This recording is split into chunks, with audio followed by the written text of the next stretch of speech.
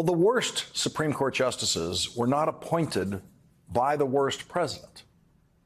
Donald Trump's 3 Supreme Court justices have not yet proven themselves to be worse or more ethically challenged than the 2 who are now in an intense competition for the title of worst Supreme Court justice, Clarence Thomas and Samuel Alito.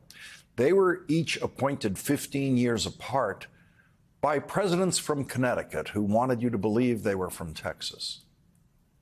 The Bushes were born in Connecticut, where the family had deep roots. The father of the first President Bush was Prescott Bush, a Republican senator from Connecticut. The Bush family preferred to go to college close to home, and so father and son presidents both went to Yale. They were what was then called country club Republicans, which simply meant they hated paying taxes. The first President Bush was a supporter of Planned Parenthood before he was selected to be Ronald Reagan's running mate in 1980, whereupon he had to suddenly pretend that he was opposed to any and all abortions. By the time George W. Bush was running for president, country club Republicans had been banished from the party and replaced by born-again Christians, which George W. Bush claimed to be.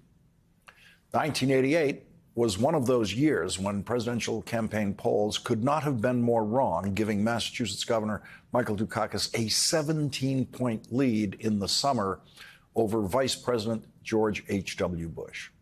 We are suffering with the reign of Clarence Thomas on the Supreme Court because George H.W. Bush won the presidential election in 1988, served only one term, and left only one legacy: Clarence Thomas. Clarence Thomas, who has clearly become the most publicly corrupt Supreme Court justice in history, taking massive amounts of money, hundreds of thousands of dollars, to buy a motorhome, for example. Clarence Thomas has not paid income taxes on that money that has been handed to him by a billionaire who doesn't want Clarence Thomas to have to live on his salary as a Supreme Court justice and his wife's substantial income. Clarence Thomas may be a tax criminal. We don't know yet because he refuses to answer questions about the tax treatment of all the money that has been handed directly to him. But personal financial corruption, as egregious as it is, does not leave the mark on history that corruption of judicial scholarship leaves on the Supreme Court and the country and the lives of everyone living under laws written, some would say invented, by the Supreme Court. Which brings us to Samuel Alito, who is the product of a presidential election that was decided by the Republican majority on the Supreme Court. In the year 2000, when the Supreme Court decided to stop counting votes in Florida, their decision, they knew, gave the election to the Republican candidate George W. Bush over Vice President Al Gore. George W. Bush was the first candidate in history who did not get the most votes, but won the presidency. Al Gore got more votes than the person who won the Electoral College, or should I say, in this instance, was awarded the Electoral College by the Supreme Court in a 5-4 decision. That was the first time in my life that I heard people who had spent their lives respecting the Supreme Court suddenly saying that the Supreme Court had become just another partisan institution. Many people, me included, tried to think of it as a single decision that was a close call, that looked partisan, but might not be. Time would tell if the Supreme Court had become another arm of Republican governance. Now, 24 years later, it's worse than anyone thought in 2000, after the Bush v. Gore decision. Samuel Alito was the first and only Supreme Court heckler during a State of the Union address. Samuel Alito disgraced himself and the Supreme Court when he decided he had something to say during the State of the Union by the first black president of the United States.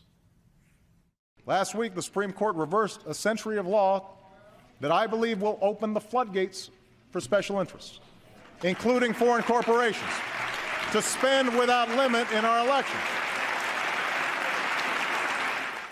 There was Alito saying not true when President Obama was criticizing the court's disastrous decision on campaign finance.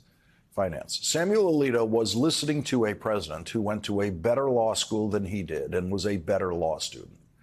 President Obama was the president of the Harvard Law Review when he was in law school. Was it a coincidence that the president was black? Would Alito have pulled his punk stunt against a white Democratic president? He hasn't done it again with Joe Biden, but then Samuel Alito hasn't shown up for a single State of the Union address since that time in 2010 when he decided to talk back to the President of the United States, when he decided to be the first and only Supreme Court justice to ever do that. The year before Samuel Alito did that, Republican House member Joe Wilson was the first heckler of a president in an address to a joint session of Congress. It was Congressman Wilson who famously yelled, "You lie," at President Obama. Congressman Wilson's voters in South Carolina, no doubt, loved that. And now heckling the president is something that Marjorie Taylor Greene and her friends think they're good at during State of the Union addresses. So think about that. First, a vile clown congressman yells, "You lie," to President Obama. And then, the next year, a Supreme Court justice says, "Not true," to President Obama during his State of the Union address. And now Republicans heckle the president during the State of the Union address, a dozen at a time. Samuel Alito is one of them. If he were a member of the House now, he'd be in the back benches with Marjorie Taylor Greene yelling at the president. He has given an explanation for why he was flying the American flag upside down that is obviously a lie. No sane person could believe it unless it is to be taken as an insanity defense by Justice Alito. When the New York Times reported that the Alito home had the American flag flying upside down after the January 6th attack on the Capitol, which happened right across the street from the Supreme Court, Justice Alito told this lie as his official explanation. "I had no involvement whatsoever in flying the flag. It was briefly placed by Mrs. Alito in response to a neighbor's use of objectionable and personally insulting language on yard signs." Justice Alito did not have the decency to come up with a story that had minimal logic in it. Like his Supreme Court opinions, Alito did not care how preposterous that defense was.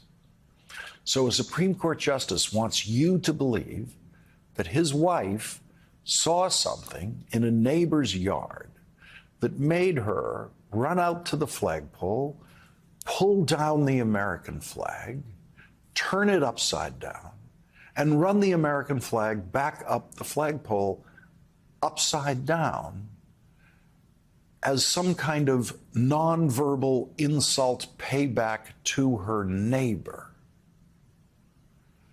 I refuse to believe that about Mrs. Alito, and I refuse to believe a Supreme Court justice's attempt to blame this on his wife. 2 full days have passed now since the second flag was found at the second Alito home, the Summer home in New Jersey. The second flag was one that was carried by the attackers of the Capitol on January 6th, just like the upside-down American flag was.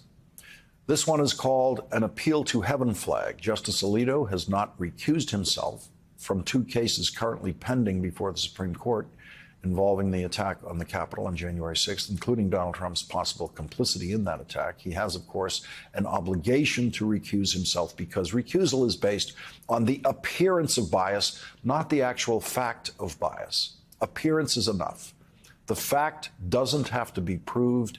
It can simply be a reasonable suspicion of bias. Justice Alito's silence about the second flag only amplifies the suspicion every day. George W. Bush did this.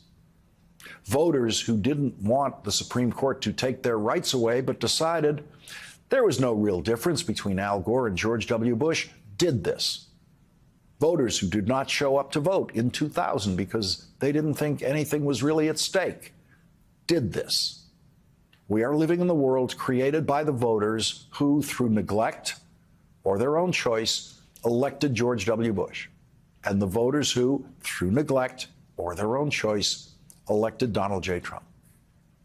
There is only one way for us to stop the control of our lives by the first president and his Supreme Court justices, and the first President Bush and the second President Bush and Donald Trump and their Supreme Court justices, and that is to vote for a president who will not appoint people like Samuel Alito to the Supreme Court. There's only one person now, one person, standing between us and the next Samuel Alito.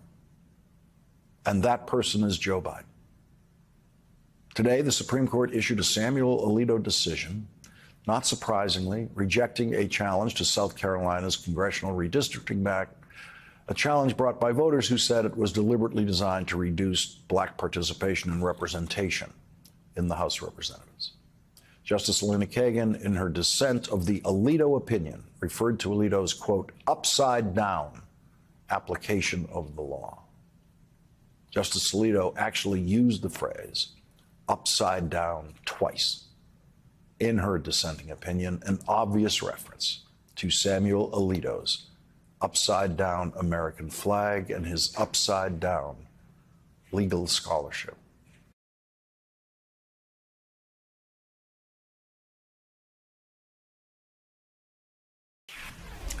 No one, and I mean no one, knows the rules of the House of Representatives better than the Honorable James Patrick McGovern, who started his career as a young man in the House of Representatives in 1981, working on the staff of South Boston Congressman Joe Moakley, who became the chairman of the House Rules Committee. Chair of the Rules Committee was Jim McGovern's dream. When he was elected to the House of Representatives in 1996, Jim McGovern finally became the chairman of the House Rules Committee in 2019. And now, with the Democrats in the minority, he serves as what they call the ranking member of the committee, meaning the highest ranking member of the committee on the minority party. On the floor of the House today, Jim McGovern gave the rules of the House a new test, an unprecedented test. Republicans are skipping their real jobs to take day trips up to New York to try to undermine Donald Trump's criminal trial. No time to work with Democrats, but plenty of time to put on weird matching cult uniforms and stand behind President Trump with their bright red ties and like pathetic props. Maybe they want to distract from the fact that their candidate for president has been indicted more times than he's been elected. Maybe they don't want to talk about the fact that the leader of their party is on trial for covering up hush money payments to a porn star for political gain, not to mention 3 other criminal felony prosecutions he's facing. Now, I understand why my Republican friends want to distract from Donald Trump. They don't want to talk about how Trump had the worst jobs record since the Great Depression, how he sold out our allies and empowered our adversaries. So they bring silly things like this to the floor to deflect blame and distract from the fact that they have no real vision, just division, and no real plans to make life better for the American people. And with that, I reserve my time. The chair would like to remind members to refrain from engaging in personalities towards presumed nominees for the office of the president. The gentleman from Massachusetts reserves. The gentlewoman from Indiana is recognized. Massachusetts isn't the only word that Jerry Lee Carl Jr. of Mobile, Alabama cannot pronounce. Jerry Lee Carl, who has no idea what he's doing up there at the podium and has to read every word he says, was elected to the House of Representatives in 2020 and was defeated earlier this year in a Republican primary by a fellow Republican congressman from Alabama who was redistricted out of a district and decided to take Jerry Lee Carl's seat away from him. And so these are Jerry Lee Carl's final days in the House of Representatives. It is very unlikely he will say anything again in the House to come to our attention. But he had the misfortune yesterday of being the junior member assigned to the thankless task of mechanically presiding over the House when Congressman Jim McGovern presented him with a challenge that Jerry Lee Carl simply could not comprehend. Yeah, Mr. Speaker, a few moments ago, I was admonished for stating the simple fact that the former president was indicted by a grand jury and is on trial in a court of law. That's not my opinion. It's just the truth. So I have a parliamentary inquiry, Mr. Speaker. The gentleman will state his inquiry. Mr. Speaker, has the chair determined it's unparliamentary to state a fact?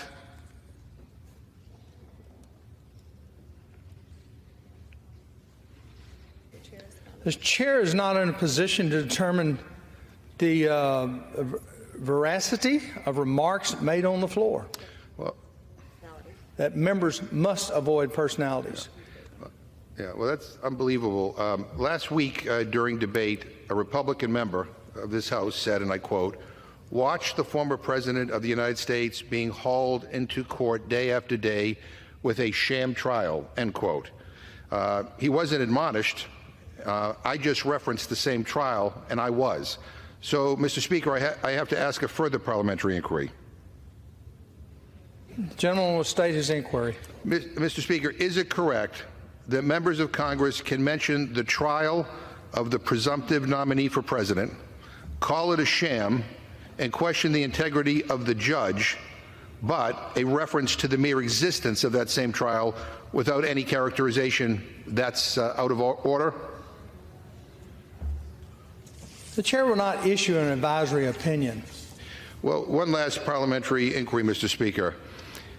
Is this restriction originally founded, at least in part, on the principle in Jefferson's manual that, quote, in Parliament, to speak irreverently or seditiously against the king is against order, end quote? Is that what this is about? I have Jefferson's manual here. Members must avoid personalities in debates. The chair will direct members to Rule 17 in Section 370 of the House Rules and Manual. Yeah. So it is, in fact, based on what's in Jefferson's manual. Mr. Speaker, Donald Trump might want to be a king, but he's not a king. He is not a presumptive king. He's not even the president. He's a presumptive nominee. And I know you're trying to do your job and follow precedent, but frankly, at some point, it's time for this body to recognize that there is no precedent for this situation. We have a presumptive nominee for president facing 88 felony counts, and we're being prevented from even acknowledging it. These are not alternative facts. These are real facts. A candidate for president of the United States is on trial for sending a hush money payment to a porn star to avoid a sex scandal during his 2016 campaign, and then fraudulently disguising those payments in violation of the law. He's also charged with conspiring to overturn the election. He's also charged with stealing classified information, and a jury has already found him liable for rape in a civil court.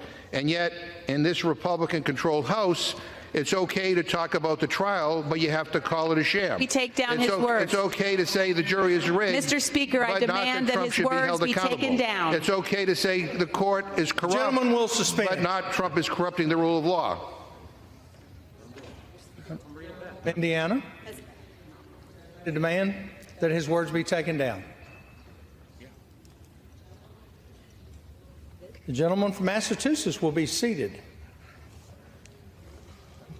The clerk will report the words. And so the clerk of the House had to consult with the parliamentarian to find exactly which words Congressman McGovern said violated the rules of the House. It took over an hour, with the House floor silent for the entire time, before the clerk was ready to report the offending words. Order. The clerk will report the words. We have a presumptive nominee for president facing 88 felony counts, and we are being prevented from even acknowledging it. These are not alternative facts. These are real facts. A candidate for President of the United States is on trial for sending a hush money payment to a porn star to avoid a sex scandal during his 2016 campaign, and then fraudulently disguising those payments in violation of the law. He is also charged with conspiring to overturn the election. He is also charged with stealing classified information, and a jury has already found him liable for rape in a civil court. And yet in this Republican-controlled House, it is okay to talk about the trial, but you have to call it a sham. It is okay to say the jury is rigged, but not that Trump should be held accountable. It is okay to say the court is corrupt, but not Trump is corrupting the rule of law. The chair is prepared to rule. The words of the gentleman from Massachusetts accused the presumed nominee of the office of president of engaging in illegal activities. The presumed nominee for the office of president are according to the same treatments under the rules of the decorum in debate as a sitting president. Actual party nominees is not a prerequisite for treatments under the presiding as though they are nominees. I messed that one up, I'm sorry. The chair has abolished members on the basis of numerous occasions. Yeah, you heard right. He said abolished members when he meant admonished members. Although remarks in debate may include criticism of such candidates' official position as a candidate, it is a breach of order to refer as the candidate in terms personally offensive, whether by actually accusing or by merely insulting. Also, as such, in Section 370 of the manual, the accusation that the president has committed a crime or even that the president has done something illegal is not in order. Yep. Jerry Lee said the acquisition that the president has committed a crime when, of course, he meant the accusation that the president has committed a crime. He's not good at reading in public. The chair relies on the precincts of March 19, 1988. Yeah. He meant precedents, but he said the precincts of March 19th, 1988. And finds that the remarks consistently a personal attack. Without objections, the offensive words are stricken from the record. And so those words will not be in the congressional record. So this is the country you live in 2024, the country where it is against the rules of the House of Representatives to say the leader of their party is on trial for covering up hush money payments to a porn star for political gain, not to mention 3 other criminal felony prosecutions he's facing. Unbelievable. Well, that's unbelievable. Last week during debate, a Republican member of this House said, and I quote, "Watch the former president of the United States being hauled into court day after day with a sham trial," end quote. He wasn't admonished. I just referenced the same trial, and I was.